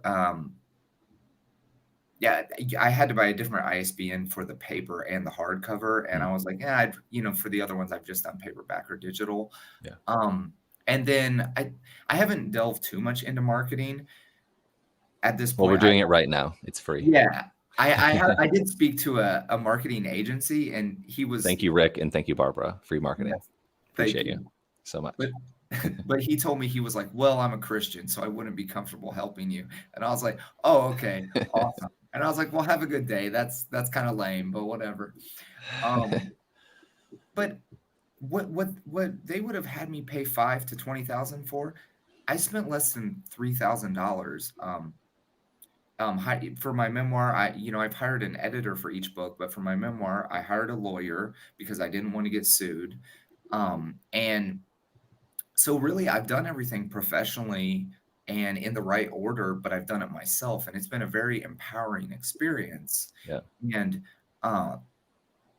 yeah, just it's such a good feeling. Like when I first got a copy of my book, of course, I'd had people look at, I found typos, but I adjusted them, and it really has just been a really great experience. I've really enjoyed it. That's amazing. So one thing I want to do, and it's a future thing, it's an ongoing thing. Everyone we bring into the podcast, everyone we bring into this community, everyone who's creative or is trying to create or wants to create, like now that I've done a feature film at this professional level, feature documentary, it's something I'm super proud of, and I'm so excited for you to see it. And you've done a book, and you've figured out how to work the system in a way that it makes sense. It's logical. You own the rights, and like you're going to figure out marketing. That's once you have a product. Now that's what everyone who's parasitic in the industry needs someone like you who's done all the hard work to make a thing that they can now sell. So you learning how to do their job for them to where you get to 100% of the benefit is just one more thing to learn to grow your skill set. Same for us. Like we're learning how to do marketing, but we've got a great team of people together that know how to do some marketing. So we're like, we're going to do it. We're going to figure it out. And this is part of this crowdfund is a part of that. We're on the show is a part of that. But I would like to do in the future is empower more people. So if you're listening to this and you've wanted to write a book, Barbara Anderson, and you wanted to do self-publishing, maybe we could have a team of authors that are in our community help guide that process. Or if somebody wants to make a movie, join us because I have some of the skills and our team has a lot of the skills. Another author that's in our group, he's also a filmmaker, Anthony Mathenia, and he's been on 4 or 5 documentaries already. So here's one more. He's a co-producer on this documentary, and it's amazing to work with a bunch of people who, whether it's their first time or they're seasoned and they've done a bunch of times. Like I would like to create like a mentorship program or even like a course. And I'm thinking about doing like a low cost or free for XJWs kind of things, because most people don't have any access to that. We were totally, isolated from every connection you could possibly make that would have benefit. We have a lot to say. And so maybe we could talk about that in the future, but like mentoring other artists and other authors, at least give them like access. I'm accessible I know how you feel about that, but like to be able to like answer questions for other future authors could be valuable. No, I really like the idea of that, and I don't like, or I think that you need as many voices as possible. People come out of the religion, they've lost everything. They probably had very little self-esteem. So whatever they had is shattered. And yeah, that's a great chance to help lift them up, and hopefully, like what's the old movie? Pay it forward, like it doesn't need to be about what can you give me? Like, how can I help you to grow so you can help others? Because people are going to keep leaving this religion. Yeah. And one of the things that's great about your project too is, it's not like I was a Jehovah's Witness and now I'm an ex-Jehovah's Witness and I'm going to talk about why they're wrong. It's just the opposite side of the coin. It has very little appeal for me. So I really love the processing and moving on and using it. One of my favorite musicians says, use our music for whatever you want. If it's to work out, whatever, it's a tool, just use it. And I think that's a really great thing to get going. Yeah, thank you. I love that. I really hope, I'm excited to hear more from people. Like, we've gotten a lot of reviews from the film, and it's amazing every time to hear. So if you ever have a chance and you want to affect me, you can write a little letter, and the letters and reviews we've gotten have been incredible. Like, who watches a documentary more than once? People are like, I watched your documentary 4 times in 2 days. The first, like, everyone has some powerful thing to say, or like, I can't wait to show this to this person, or I cried twice the first time I watched it, and I cried at 2 different times the second time I watched it. Like, different things are hitting me, and like, I never thought about something that way, or like this, like I really, like, I didn't think I could ever do it, or like my second, like, I got out at 40 and I have a kid now, and what that means, that like I lost all my opportunities to do something cool. And like, actually no, like, you could actually go do something that you want, because you're an adult now and you're free, and you can like go make anything happen that you want to happen. Like, your next chapter can be as amazing as you always dreamed it could be. It's kind of the message I hope to deliver with this movie, and in general with our podcast. Like, go make a song, even if it's a bad song. Go write a book, even if it's like your first stab at a book and you write bad poetry. Like, try it. Put it out there. And yeah, and especially it's so great if you still have something, because like Gangrenous speeches, like, are there emo love poems for my first girlfriend? Yes, but I'm glad I didn't throw them away, because it's, it takes you back to that time, and not in a bad way. It's like you understand, and I mean, I feel like that probably saved me in many ways, scrawling in my notebook, writing down whatever. Yeah, it's such a great thing to, whatever you want to do, more than anything, to do it and be able to share it with people and find people that support it and connect with it. It's amazing. Yeah. There's something I wanted to say that I think I didn't get to do so with Barbara, and maybe you can pop on, Barbara, whenever you want. But one thing that's going on right now that's like very top of mind for especially this community is the protest in Washington, D.C. And I'm not going to be there, but I do support that type of action. And ultimately, like, our books and this movie, your books, this movie, other books that are involved in our project, are pieces of activism. And it's something I was thinking about. Like, I know there's a lot of attention going there. Even Rick's very focused on making signs and showing up and like being a part of it. And I do want to be there. If I was in the States, I would be there. I'm not there at the moment, but this movie, we spent 5 years, and there's over like 50 people have gotten involved and offered something to make this movie better, to bring it to this high level. And for me, like, I, as a witness, watched every single movie that ever came out as about Jehovah's Witnesses, no matter what. I watched everything I ever came across. And that has a power. And I'm probably not the only one inside a religion who would secretly watch or even openly watch a movie about that religion. And so part of it's like, I want to reach back into the religion and affect change in that religion with a movie. So this is my like protest fist, right? This is a movie that it's been 8 years in the making, 5 years of like actual work on it. And now it's ready to put in the world as like a decades-long protest that can get into your living room. And if you want to like read, I'm not going to diss protests. They're awesome. Write a sign, walk, hold it, show up. But maybe you can talk about that. Like, how do you feel about your books and that level in terms of like, is there an activist angle to your writing? So, I never really used that term towards myself. But I do support the DC protest. I would love to be there. It didn't work out. One of my friends told me, she said, she said, you wrote a book about a cult and exposing like abuses inside of it. She said that's a political act, which I never thought of it that way. But I think she's right, and I think it applies to Witness Underground as well, because like the vulnerability in the movie is one of the things that I really liked, because when I wanted to tell my story, I thought if I don't deal with if I'm not honest, if I try and paint myself in a positive way, or if I lie about the very catastrophic way that this religion broke me down and just destroyed me, it's a disservice to everyone else who suffers, because they don't report pedophilia, they don't protect children, they get people to kill themselves for nothing. And I mean, they're just a horrible, insidious cult. I mean, they don't deserve their reputation. So I think, you do have protests which serve they're great. You have people who do talk about the dogma for people who are in and still struggling. But I feel like art, transcends in a way that they can't, because that's a film that's going to be out there forever. Watchtower cannot do anything about that. Watchtower cannot do anything about people publishing books, writing about the things they do to people.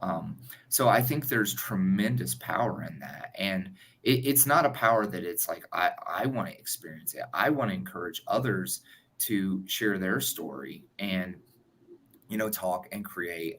So I do think, I mean, I think it's a really great thing to be a part of. I'm glad you asked, and I'm very passionate about it, because it just can go beyond so many other things, because it's not, it's there forever. And I think you see it on streaming, it'll give it a bit more legitimacy. Yeah. I'm a big fan of all forms of activism are valid forms of activism. Whether it's writing a book, publishing it, making a movie, showing up at conventions, protesting, showing up at DC and protesting, writing a pamphlet that gets distributed at other churches about this religion, whatever that thing is. And that affected me personally. Like, I read a pamphlet that someone gave me that was about people that were disfellowshipped back in the day. And that had a huge effect on me emotionally, and like made me think like, I should maybe get out of this thing. It doesn't feel right. I don't think disfellowshipping is just. Like, there are so many other forms. Make a YouTube channel, make your Twitter and make memes, or make your Instagram and make memes. Like, all of that works. Even to the point that I think of the movie Apostasy did a good job of. They highlighted one person who went into the Kingdom Hall and did what some people in the scene call aggressive activism. They went and said their piece on front of the stage during a prayer. Yeah, I feel like that is also valid, and I support it. It'll have the effect on the people that need to hear it. Well, yeah, because hey, Scott, Matt, this is Rick at the Six Screens. We're running kind of out of time. We've got just a few. We got probably 10 minutes left. But what I was going to say, and I enjoy the conversation here. What I was going to say is I'd like to open up the lines.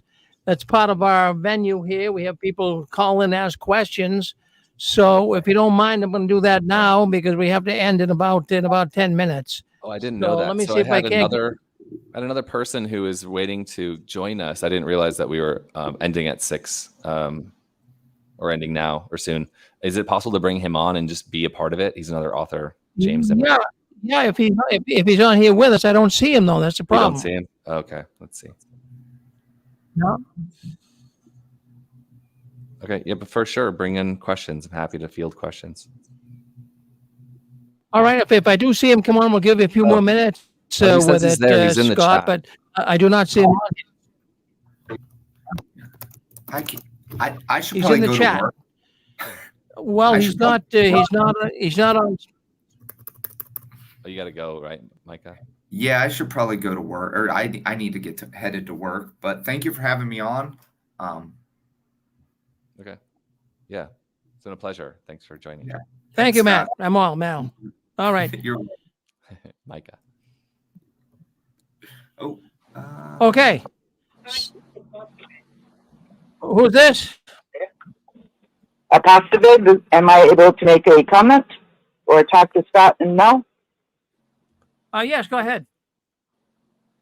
Hi, gentlemen. I'm super stoked that you're there. And Scott, I wanted to ask you, on my show tonight, I plan to promote what you have going on with your Kickstarter and everything. What would you say is the most important part of what I can share tonight? On your show? You have another show? Support you. I would love that. Thank you for offering that. The Kickstarter, well, if we don't make it, if we don't get the number, we can't release the film the way we want to. And we've been like working really, really hard for 5 years. So check it out. We're trying to do like a heads up, like just go check out our Kickstarter. You're going to be impressed with what's there. We put a lot of heart and love and energy into it. And yeah, we're ultimately playing kind of a, if you can encourage people to just even share it, share the news about it, that's also really valuable if they can't support it financially. It goes a long way.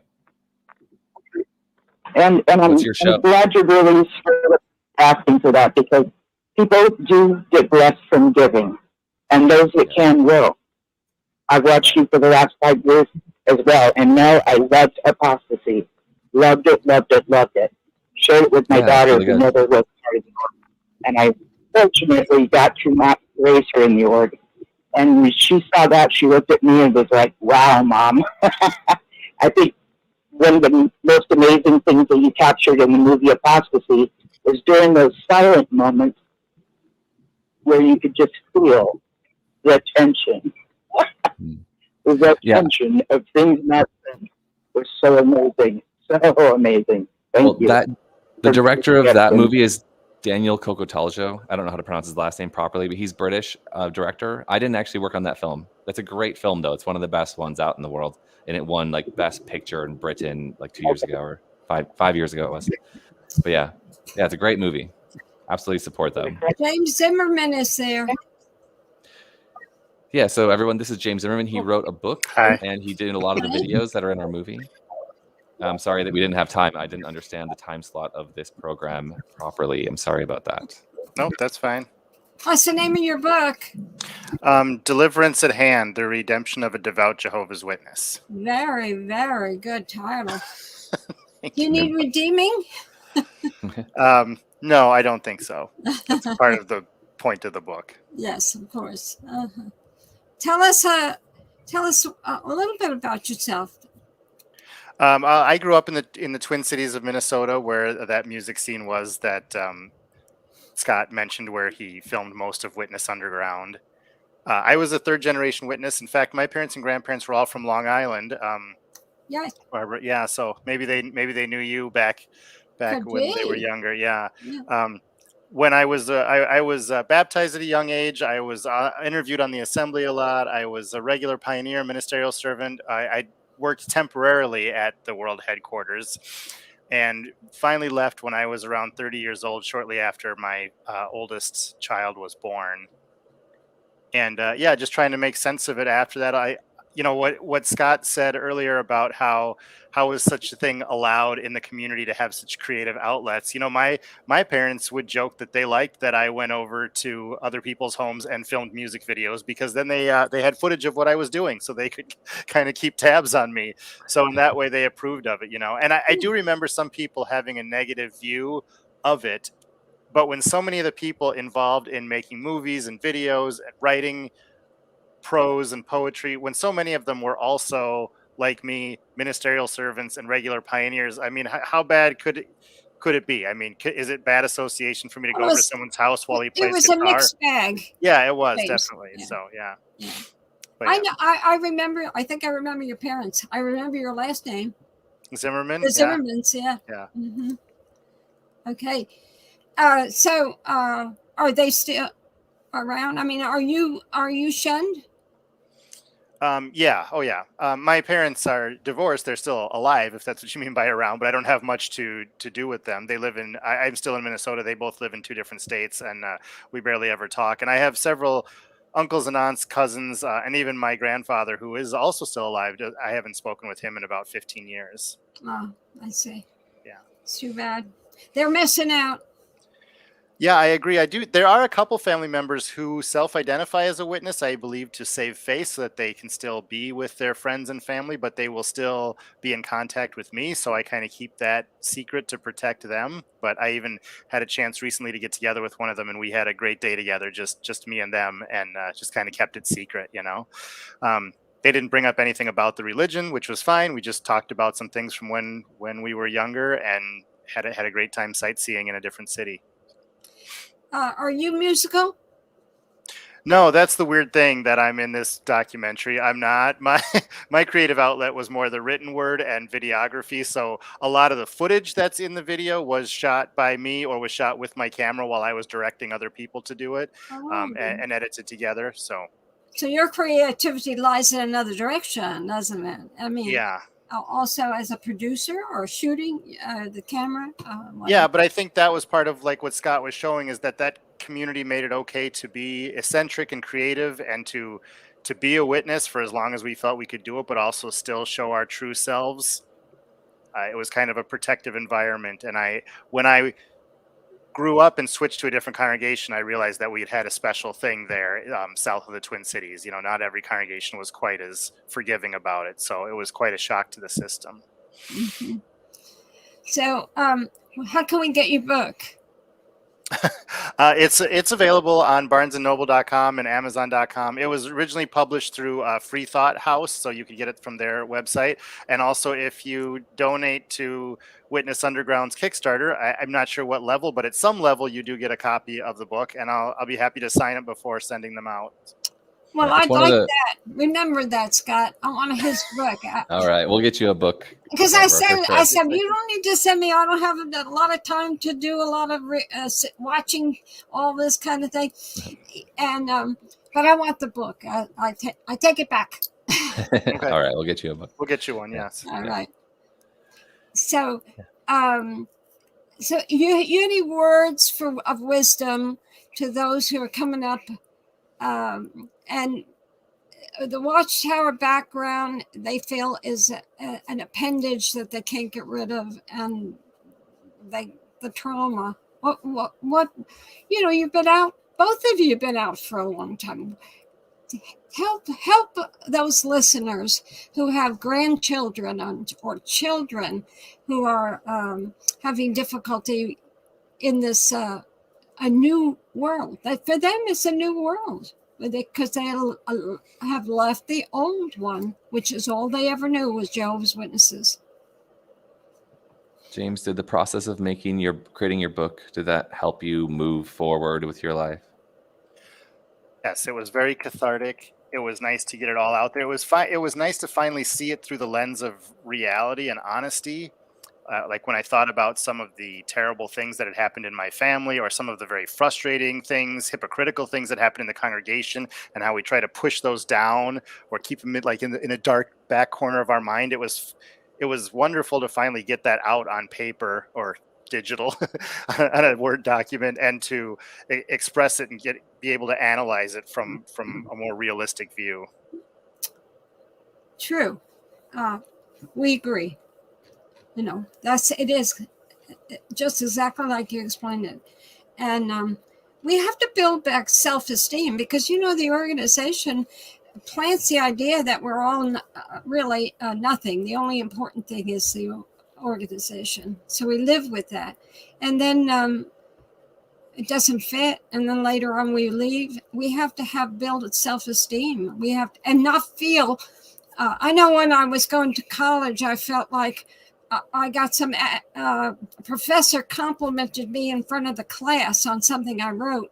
I was very, very ill at ease, because all credit goes to God. That's how we're raised. That's how it is. And so I was embarrassed. I shouldn't have been, but I was. That's we have to rethink and how to do that. You're helping young people with what you're all doing, and not only young. Yeah, I've keep talking to people of all ages who still have some, tie to this religion, or they're still frustrated by it. And I feel like that's just a part of it. We can't really get rid of this religion or our past, but there's things you can do that can like make living in the present and having excitement for the future possible. And also reading books from others who've had the similar experience, watching the films about it, listening to the music from artists. That's my experience, is that it all helps that process and maybe helps accelerate your healing. Even Micah mentioned to me privately, the author who's just on, that like listening to Nine Inch Nails and Tool, for example, were really important to him. Like that music saved his life, listening to music. And what I think is really special about the music that's in this film and this community is that they kind of captured their leaving the Jehovah's Witness experience and having kind of profound realizations in music. And so now you have choruses and songs you can sing along to or like hum in your head that are also about like freedom and empowerment, self-empowerment, and moving on with your life, that are about exactly the experience that a lot of ex-Jehovah's Witnesses have gone through. And I just checked, you can get James's book at the $50 level. It's a part of everything that's in the movie, and his book is really highly featured in the movie. And there's 2 other books in the movie as well from Ryan. Those are part of the $50 package. So you get the movie, the soundtrack, the books, and I think that's everything. Yeah. How did they do that? How do you subscribe? I know when I clicked a few buttons. If you go to witnessunderground.com. Okay, that's basically it. It redirects to the Kickstarter. If you go to kickstarter.com and you type in Witness Underground, that's another way to find it. There's only one with that title. witnessunderground.com, and then it has everything there, and you can read the story and look at the images, and you can see everything that you're going to get. And also, like, there's ways to interact with us. And yeah, we would love to have your support in any level. And and if you can't support or you're weary about it, sharing the campaign is huge for us, because we're trying to go beyond our personal bubble, James's bubble. We're all emailing people and writing people and posting on social media. But if you can do that, that expands beyond our reach, and that really, really helps us. And part of this process for us is just marketing, honestly. Yeah, I want to see this go international. I really do. We're working hard to help those in Europe who are leaving the organization. I mean, when you have areas where 4,000 and 5,000 are leaving, last year in one country, there were 10,000 that left. Wow. Yes. Amazing. Another country that I personally know quite a lot about right now, and they had 4,000 that left last year. Where are you working mostly? Where? So you told me about Kazakhstan. You've got a lot of exciting things going on the human rights side of the process. Right. Yes, Eastern Europe, basically. I have wonderful contacts in Eastern Europe. And you know what? We all carry the same baggage. We all do, no matter Eastern Europe, London, the West.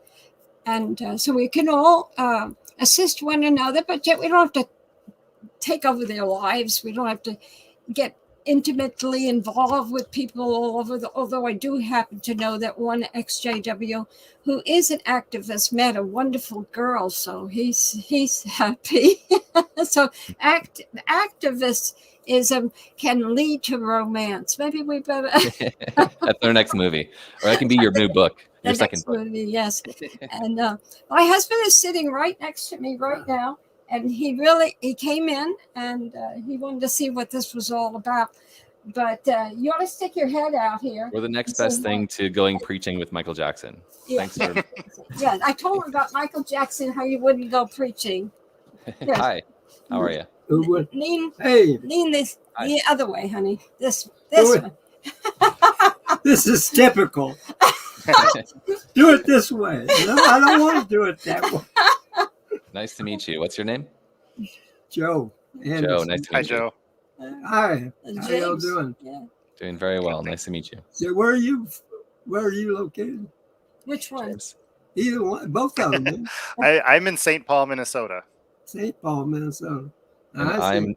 I'm now in Panama. I moved to Panama recently. I'm trying to out living an international life again. Oh my. Yeah. Oh. It's not Panama Beach either. You know. Yeah. Florida. You know. Oh, yeah. Different place. Well, I was in Bethl on 2 occasions, and I went there when I was. Let's see, how was I? 22, maybe. Yeah, something like that, and went to in with the. They put me in the. No, that was the second time I went. I was in construction the second time. Yeah. On the buildings there. I was over all the plumbing and on some where a building they would finish it and we'd go to another building, and it was really a nice experience. We had an adventure. With the work with the kids. James, you said you were in Bethl, didn't you? Well, just temporarily, so for a few weeks, yeah. I worked on they were installing a kitchen in the Bossert Hotel, and that's largely where I worked. Oh, what year was that? 1994. 94. We left in 93. Yeah. Right, Yeah. they said that. They said with the Andersons gone, we could really use some help reworking this Yeah. kitchen. You sold another book right there. It was so nice. Of course, when I was there the first time, I was one of the younger ones, and but we had a great time. I really enjoyed.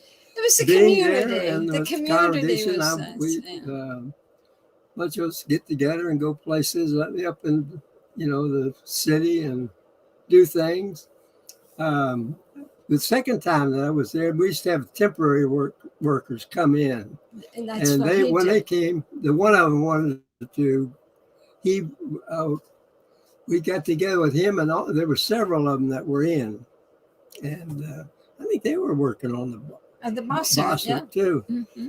And we went uptown. I just showed them went to different places, whatever they wanted to see. I drove up there. I had a car, so we parked it and everything. It's interesting because of what happened. We were crossing over a street. We got out of the car and we were walking someplace. And a lady stopped for us so we could walk over. There was about 7 or 8 of us, I guess. And her car conked down and she couldn't get it started. So the one guy, he went over and talked to her, and he said, "Well, put your hood up." He said, "I'll take a look at it and see," because he was a car mechanic. And so he fooled around with something and everything in there, and got it started. She was so excited, But the whole gang of them, these guys that came in, they knew nothing about Bethl or New York City. Mm-hmm. So it was really interesting to be with them and take them down and around like that. Good people. We had a lot of nice experiences. There are many, many wonderful people, wonderful community. The sad part about it is that what we believed wasn't so, basically so. It just wasn't true. And the control element.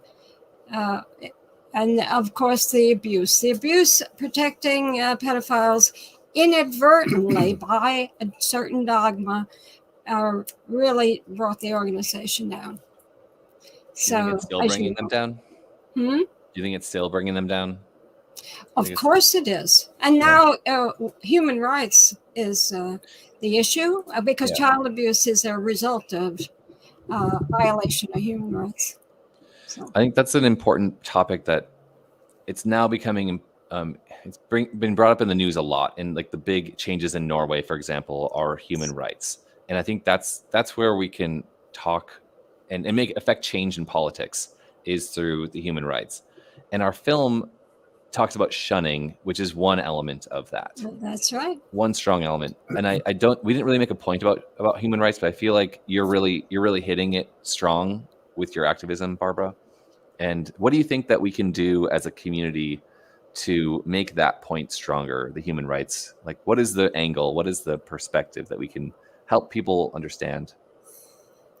Well, there's so many angles. And of course, from country to country, the different issues with human rights. So there's not, no one size fits all in this. The organization knew that. The governing body knew that. That's why in certain cultures, they don't make as big demands upon witnesses.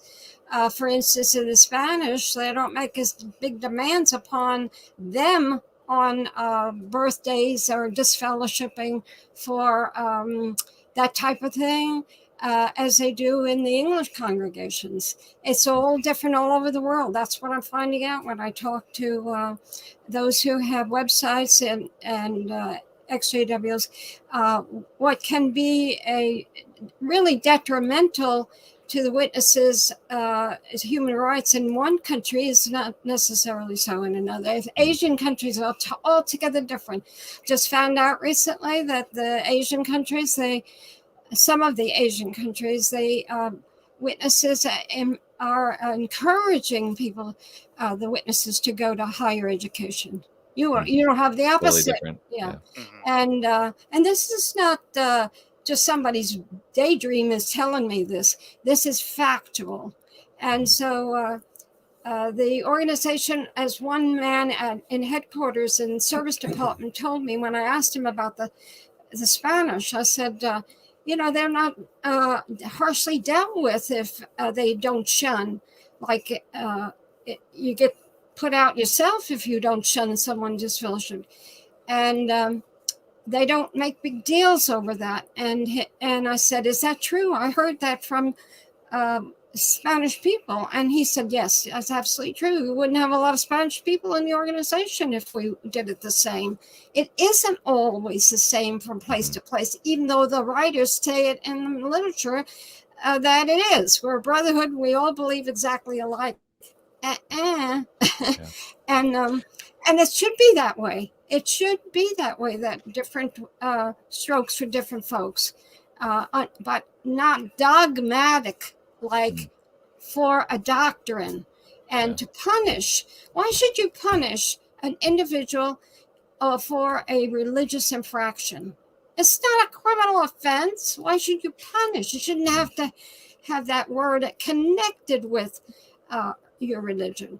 And religion is supposed to be love. So unless they change their tune, they aren't going to be around. Everything's changing, the culture of the world. So I have learned over the years there's not one answer. Yeah.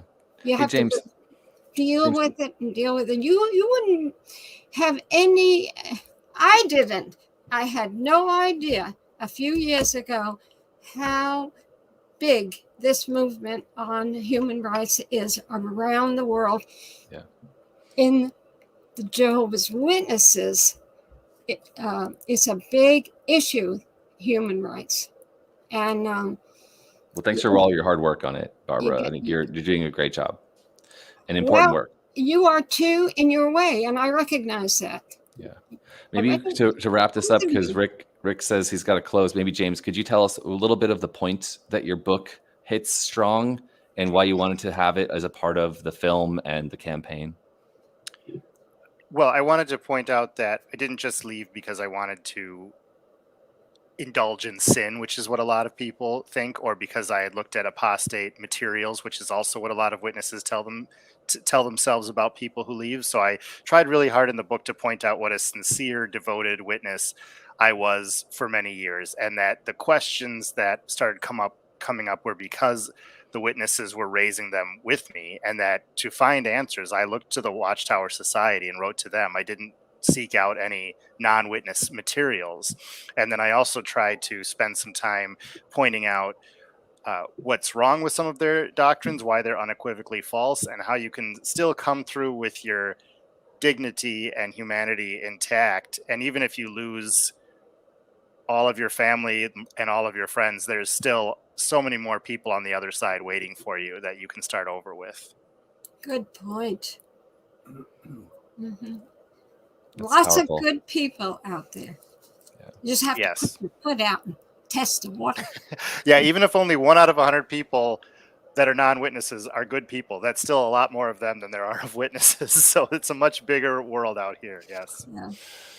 And how about well, including your book in our project and including your story and your relationship in the film and the Kickstarter? Like, right. That was what do you because I feel about lost a that? bet. No, I'm just joking.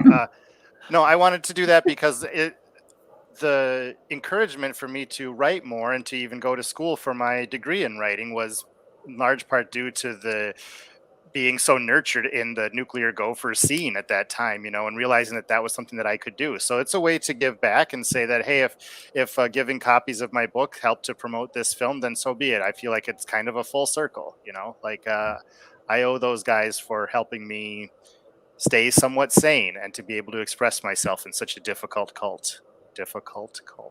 religion. That sounds better. Difficult. Yes, difficult. Yes. some prominent XJWs do not want the witnesses to be called a cult. No, yeah, that's what I'm told. Right. Yeah. I hear that too sometimes. Yeah. It's the word. Well, they meet certain criterion, don't they? Definitely. Yeah. Yeah. I mean, I think shunning is what makes it a cult. That's my experience, and that was my big reason to make this movie is that I'm shunned, and it doesn't feel good to have your whole family cut you off. I want to make a movie about it, and I made something that has a lot of heart and love in it. And the answer in the end is like, hey, we love these people on the inside, but you need to process this in a healthy way. And obedience. That's also Watchtower demands obedience. Definitely. And so I think we're about to get cut Well, off. Barbara, this is no, we got other programs here. We got people lined up to come in from California. We need another 2 or 3 hours, Rick. Yeah, thanks a lot, Rick. Yeah, well, we have 17 different programs running here, Barbara. I try to give you as much time as I can. But the thing is, I'm teasing you, Rick. Barbara, I got people. Yeah, well, I understand, but we have people. I got a woman coming in from California, and Randy Waters is coming on. So, people are waiting for him. But I want to give you guys. I gave you guys some extra time. Thank you. I wanted to say hello to Joe. I wanted to say hello to Joe. Hello, Joe. Hello. There you are. Hello, Yeah. Joe. This is Rick Farron. My goodness. Good to see you. Yeah. They're keeping you busy. Oh, they keep me really busy, but geez, I'm so glad to see you, Joe. You're a wonderful guy. I really mean that. I'm glad to see you there tonight. Thank you. Yeah. I want to get you and Barbara on here sometime. Just I want to have you both come on here and talk about what's going on. Now, what I want to do with Scott is I want him to give all of the information that's needed because we can all help Scott to some degree and get this movie up. So what do they have to do, Scott? Real simple. You go to witnessunderground.com website, and that'll redirect to Kickstarter. So just type that in, goes to Kickstarter. Kickstarter is a platform that helps support art and products become reality in the world. So you go through, you can see all the different things that we are offering, find something that you want at a level of money that you feel comfortable with, or that you're excited about, the thing that you get, and you basically just buy it. But you won't actually be charged any money until we're successful in raising $20,000. So you're just pledging support with your credit card. You're not even getting charged until the end of our campaign. And we go until November 17th, Friday at midnight. So you have some time, but the sooner we pledge support, the more we can relax on. We're working really hard to put the word out and get the marketing and do the shares. We really love your support, even if that just means you're sharing it on social media or you're sending it to people via email. Money is what we need to make it possible. So we really appreciate your help. And I don't know if you remember me from 5 years ago, but we pitched this idea 5 years ago on 6 screens. So thank you everyone who really supported us back then. And the film's done. We did it. We accomplished all of our goals with your help. So if you can support us in getting it out there, it'll be available in living rooms everywhere. The message to support the XJW, and look at all the things you're going to get. Yeah. All the things you're going to get. You get James's book.